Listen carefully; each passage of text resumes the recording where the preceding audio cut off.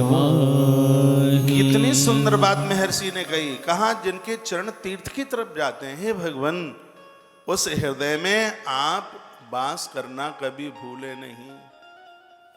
उस हृदय में आप जरूर रहें जो तीर्थों में जाने के लिए लालायित रहते। और सच मानिए आप सबके हृदय में भगवान बैठे हैं, क्योंकि भगवान ने वायदा किया है जो तीर्थ में जाएगा उसके हृदय में मैं जरूर रहूंगा। इस बात को झुटलाया नहीं जा सकता। वर्ष में कुछ टाइम निकालते हुए तीर्थों का तो बसेरा हो, तीर्थों का वास हो। घर गृहस्थी के लिए एक टाइम है, बच्चे भी बड़े हो गए, ये तो अंतिम श्वास तक आपको कहेंगे ही नहीं कि आप चले जाओ, आपको ही मन बनाना पड़ेगा। हाँ, बहू काई क्यों कहेगी, और किसी काम के नहीं तो उसके बच्चों की नाक तो पहुंचते ही रहोगे यार, हैं? दरवाजे पर ये तो देखते ही रहोगे अब कौन आ रहा है कौन जा रहा है, वो क्यों कहेंगे। लेकिन धन्य है श्री मनु जी महाराज, जैसे ही प्रियव्रत और उत्तानपाद का विवाह के बाद गौना होता है, जानते हैं आप, पुरानी माताओं को पता हुआ गौना होता था, गौना। तो वह जैसे ही गौना हुआ और वो श्रीमान दोनों के दोनों नेमिष में पहुंच गए। 23,000 साल तक उन्होंने जो भजन किया था, यह लोक परलोक दोनों संभल गए।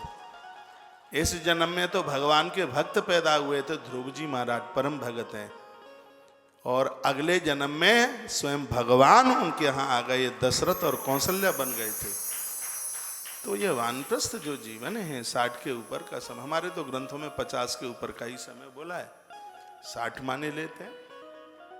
बहुत घर गृहस्थी के काम किए, बड़ा नाम कमाया समाज में, लेकिन सच यही है मरते समय 20 करोड़ बिच्छू डंक मारे, इतनी वेदना होती है, बहुत तकलीफ होती। मैंने कभी बोला था जन्म लेने में 9 महीने लगते हैं तो मरने में 6 महीने लगते हैं। 6 महीना कष्ट भोगना पड़ता है, इतनी तकलीफें भोगनी पड़ती हैं।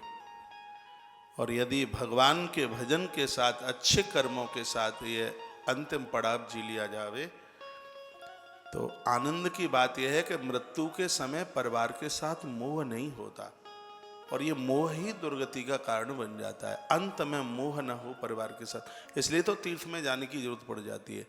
क्योंकि यदि अंत में मोह हो गया तो वो एक भागवत में कथा आती है, जड़ भरत जी महाराज की कथा आती है, उनका मोह किस में हो गया था, एक हिरण के बच्चे में हो गया, वो अगली बार हिरण का बच्चे ही बन के आ गए।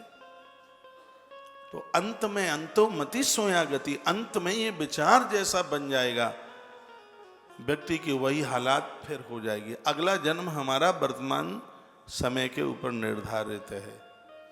तो मैं नहीं कहता ये कि आप बच्चों को प्रेम ना करें, उनके लिए भगवान को प्रार्थना करें कि इनको दुख की रात ना देखनी पड़े, लेकिन ऐसा प्रेम तो नहीं हो कि आप भजन ही छूट जाए, मंदिर छूट जाए, प्रभु नाम छूट जाए, तो ये तो ठीक नहीं है, ये बढ़िया नहीं है।